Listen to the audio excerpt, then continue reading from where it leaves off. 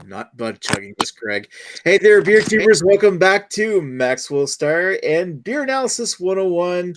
Your host, Maxwell Star, blah, blah, blah. We got a small panel tonight here because there's a few How dare you people say that? that normally Oh, show up panel. that could have got this beer that are washing their hair tonight, even though they don't have any.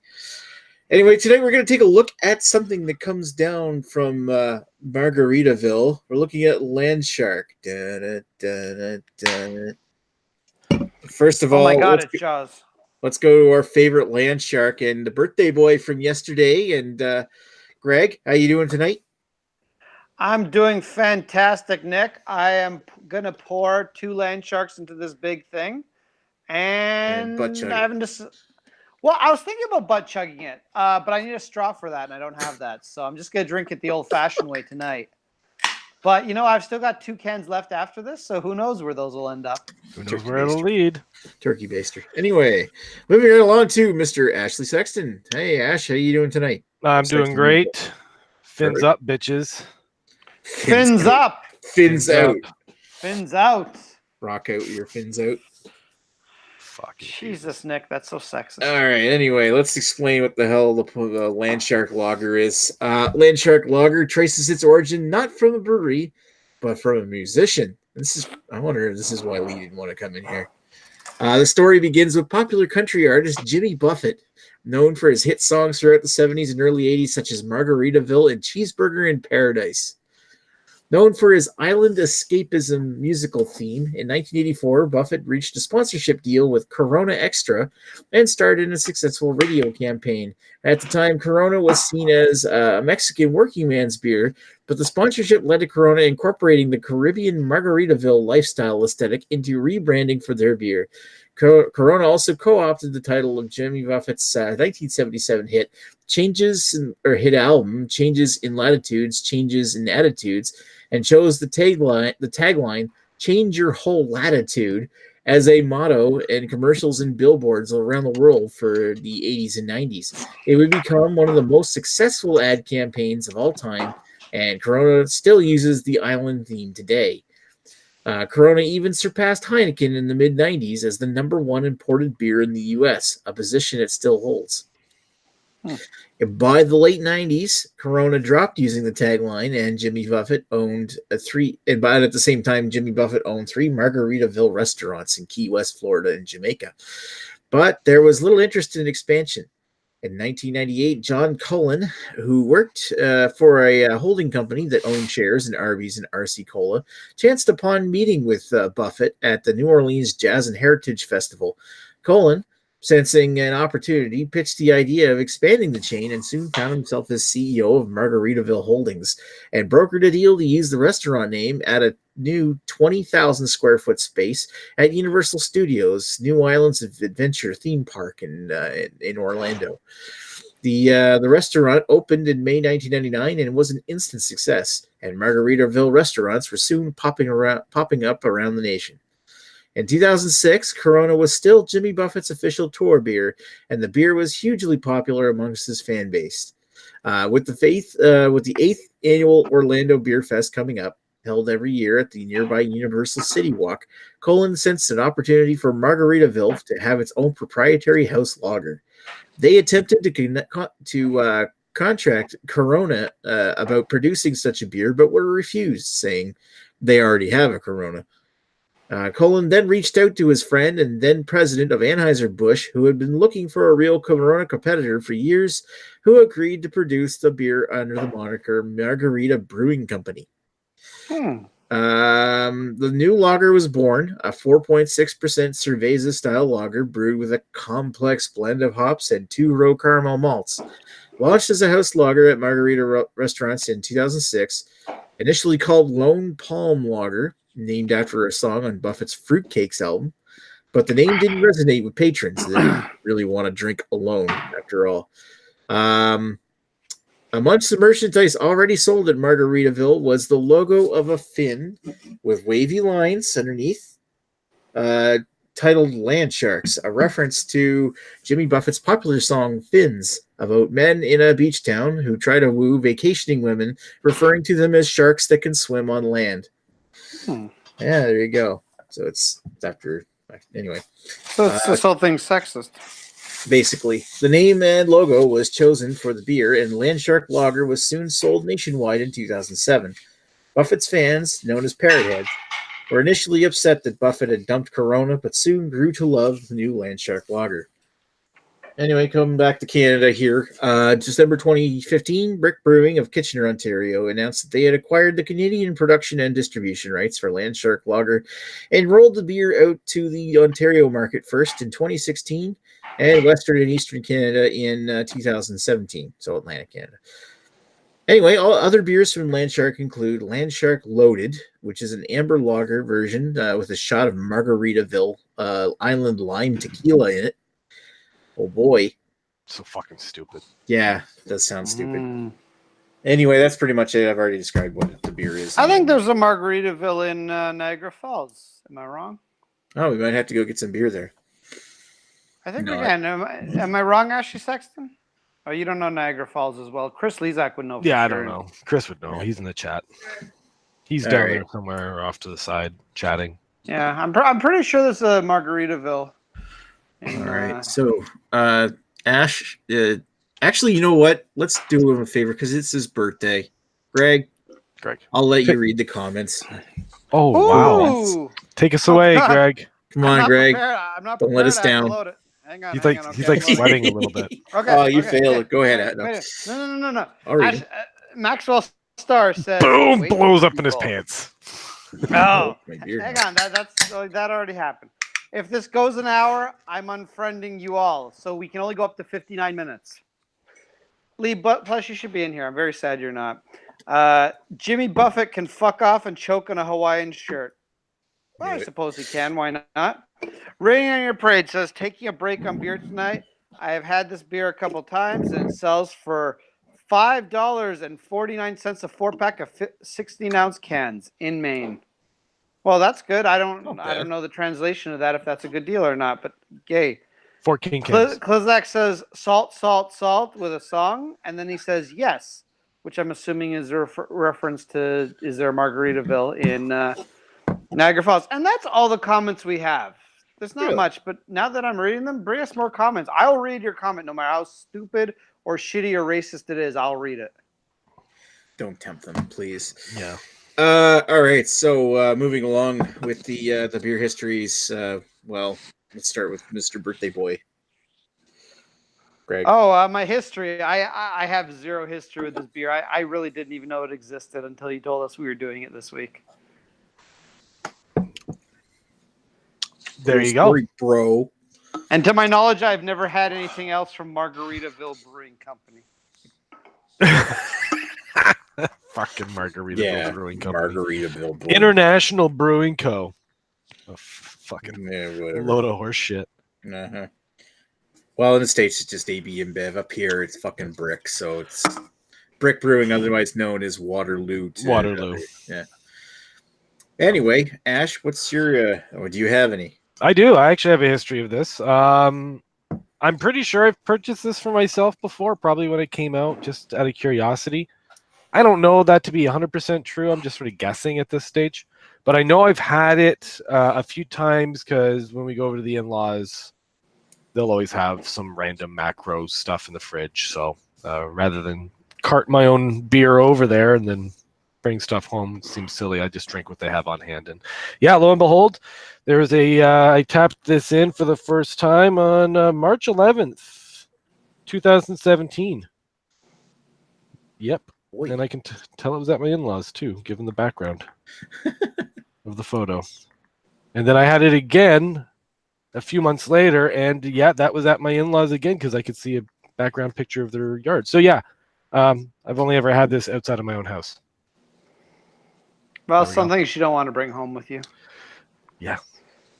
Okay. Exactly. I gotta say something about this. For some reason, somebody put on Untapped LandShark Lager 2019 version. Oh, shit. I got to tap that in. That's an extra check-in. Yeah. All right. Yeah, go to my Untapped profile here. I have had it once, and I think it was in 2017 when it first showed up here because I was like, oh, interesting, a new beer. What an awesome vintage that 2019 is. Yeah, we've got the 2019 vintage of this fucking beer. Did you pour that into a teku? You did, didn't you, in that No, photo? it's in my Sam. Oh No. In the photo, you Tekoo'd that shit. You put that into a stemmed glass. Oh yeah. Hold on a second. I'm gonna share this because this totally. I was totally trolling you at the time. It's not a Teku. It's a Z stem. It's a Z stem, I should say. It's the Z stem that Ewert sent me. So I was actually drinking LandShark out of a Z stem to piss him off. I love it. Anyway. It's great. All right, let's I guess let's see if there's any new comments. Oh, there's lots of new comments. All right. Okay, so Chris Lezak on his further comments says right next to the casino, meaning the Margaritaville, which is exactly where I envision it in my mind. Then he goes on to say that Greg has the world's largest penis and Joe should wear a uniform. Thanks, Chris. That's a really odd comment to say. I didn't know you've seen my penis, but thank you for having so much faith in me. And we all know Joe should wear a uniform. Raining on Your Parade says, I think Greg is a good comment reader, very professional. Thank you very much. You're now like my favorite commenter. Wow. Except for Chris, who complimented my penis, but that's a little much. And Lee says way better than Joe. I agree. I think I do read comments better than Joe because I'm not always trying to insert Buffalo Sabres remarks and all that stuff. Then Raining on Your Parade says, yo, Lee. And Lee says, yo, yo, yo. So they're like homies and they've found each other. That's nice. God.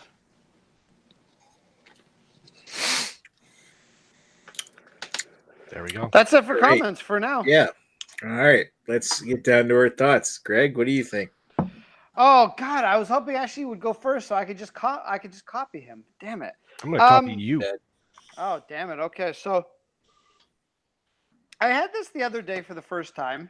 I did my research on it. You lied. You actually had this before. Yeah, I know I lied. I actually untapped it too, but I didn't give a score because I didn't want to ruin my score. It was pretty bad when I had it the other day. Now that I'm having it right out of the fridge, and for some reason 2 of them in this cool mug, plus I'm already like a beer and some scotch in. I'm not totally sober. Yeah, this isn't super terrible. It's not great though. It's a macro lager. Like there's not much else to say about it. It's got that kind of corn syrupy taste to it, and you have it really cold. It's probably okay in the right scenario. But it's not a particularly good beer. So in terms of style, it's really one of those smack dab in the middle. I can't really say it's an awful one. I can't really say it's a great one. So it's a 5. And in terms of personal enjoyment, I would say maybe it's a 4 when it's super cold and like a 2 when it's kind of warmish. So I'll be nice. I'm gonna give it a 3.5. It's really not great, but for the style, it's really not that bad either.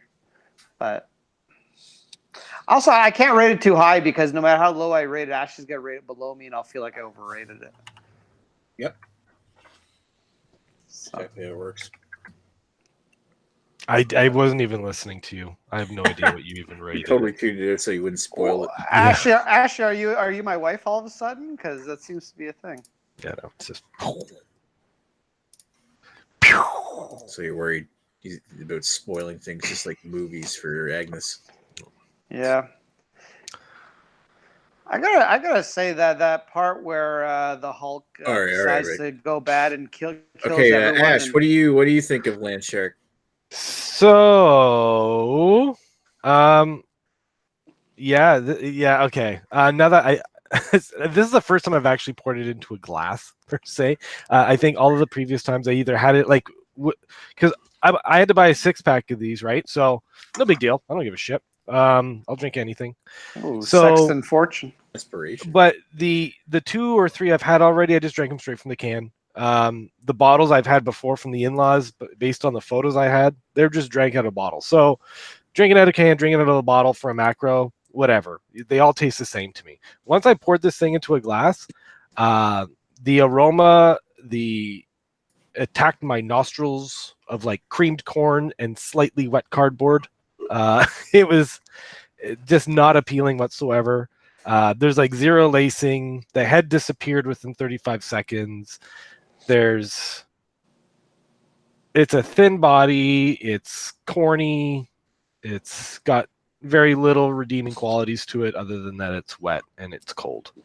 I love in the description when you're reading that they used a big mixture of hops in it or something like that. Complex hops. A complex hops. And 2-row barley.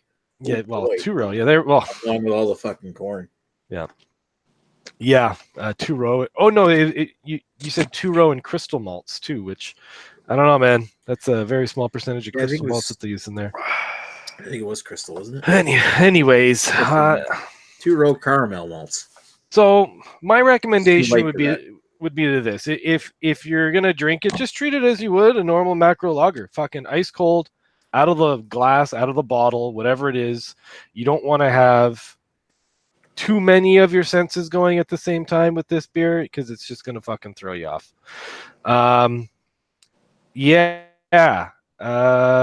Personal enjoyment. You know what? Even for a lager, this is bad. I'll give this I'm gonna go across the board 4 for both, for style and personal preference. Even a macro lager can be a lot better than this. Yes. All right. That's all I got. Is this not considered to be a macro lager? Well, I don't know. No, it is. But there's like other mass-produced macro lagers that we normally shit on that are better than this. Macro lager in the sense that it's an A and B InBev product in the States. Up here, it's brewed by Brick, which is technically craft. Oh my god, are you serious? Is that what we're gonna call this? Well, that's why I'm just saying there's a gray area. I'm not calling. I kind of did this in the intention this is a macro. So yeah, I would say this is a macro. To me, it strikes me as a macro. That's a really good point, though. I don't think it's garbage, but I mean, the point where I'm trying to make is it's made by Brick in Canada, and Brick is, well, probably the most macro of micro breweries. But Brick makes Waterloo, no? Yeah. And you know what, Waterloo? I mean, they're not great beers, but they're also okay beers for what they cost, in my opinion, anyway. Now here's the difference. Would you call Brick micro? If you call Brick micro, would you also call Cool Brewing micro? Without actually knowing like what their output capacities are, I don't know. Yeah, but you've had their beers before. You would probably call Cool a macro. I would say it's a very macro style.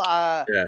Some people would argue with me, I know, but I actually think Cool is a little bit better tasting than a lot of macros. Not that it's great tasting either, but I do think their stuff is a little better.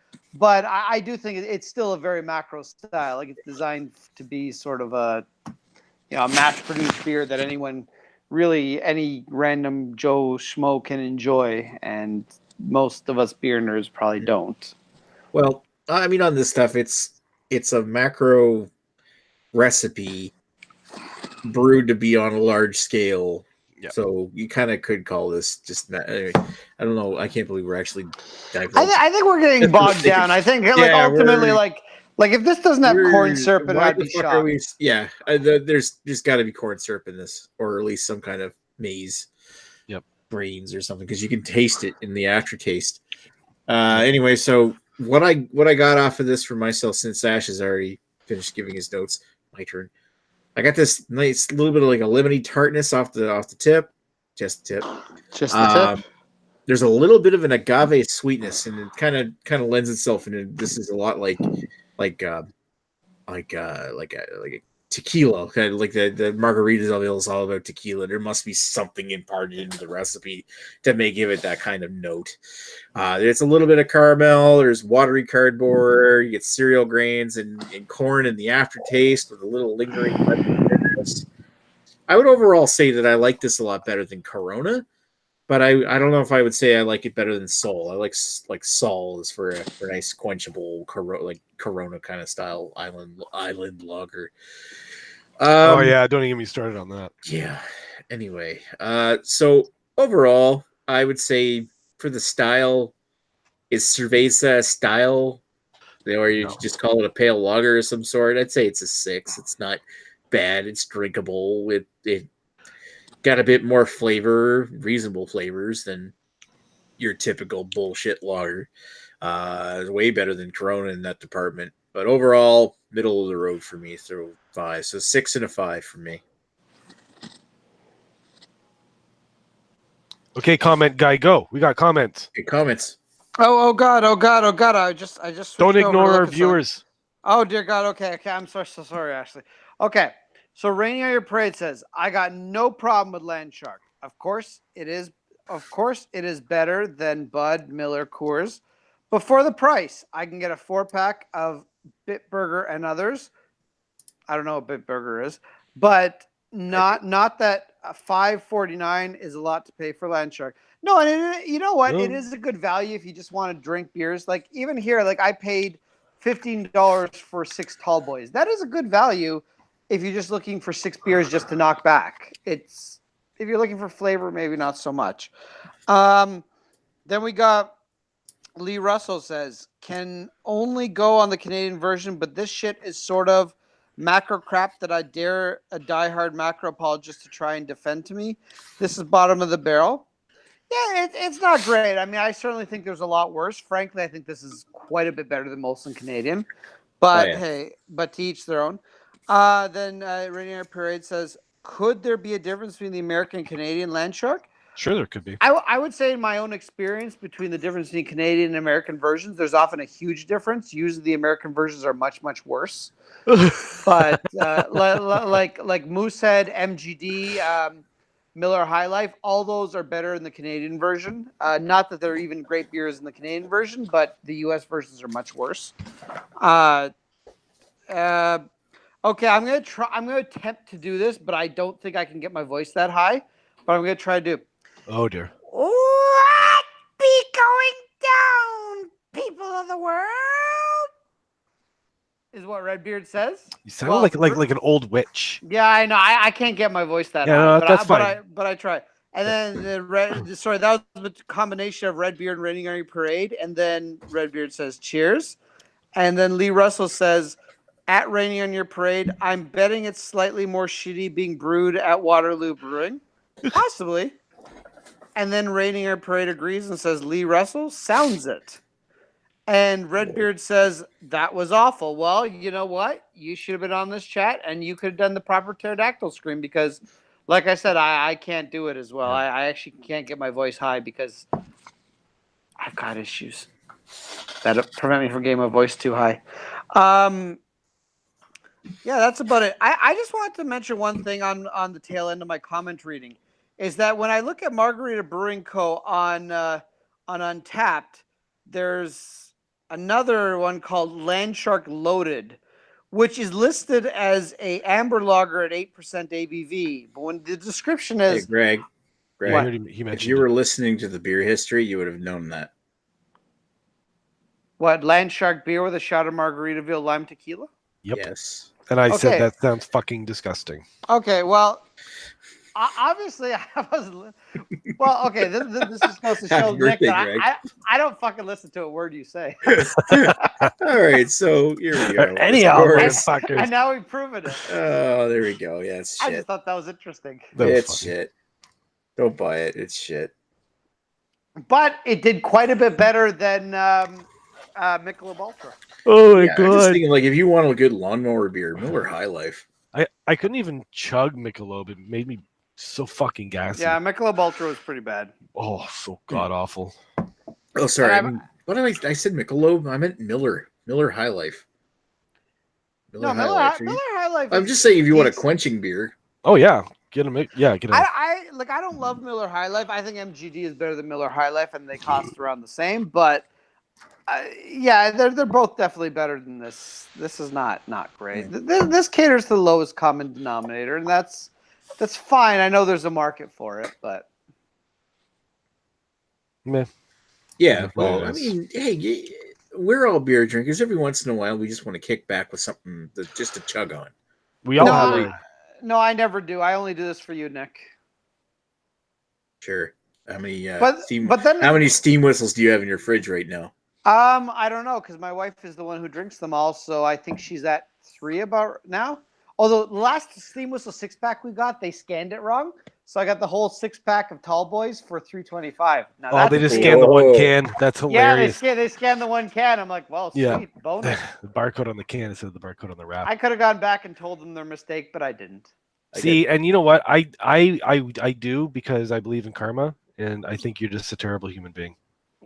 Well, that's not even the worst thing I've done today, but thanks for your vote of confidence, Ashley Sexton. I'm joking. You're not a terrible human being. Hey, I got fucked. No, I kind of am. I got fucked the reverse same way on a pack of was it Amsterdam 64 or 86 or they were whatever their light lager was. I bought a couple of I bought a 6-pack of it and they rang each beer individually, and I didn't realize until actually I got home that I'd paid like for the price of 6-packs because they rang each beer in. How did you not notice how expensive that was? Because I was buying I bought like $100 of beer at the same time, and I got home. I bought the stuff originally in an NSLC, so I bought it and then went home, drove home. So sucks. 2 hours. I'm like, oh fuck. Nick, that's why I have learned that every single place I buy beer, I always insist on an itemized receipt and I look at it before I go into my car because people we're talking fuck up something all that the happened time. like 8 years ago, dude.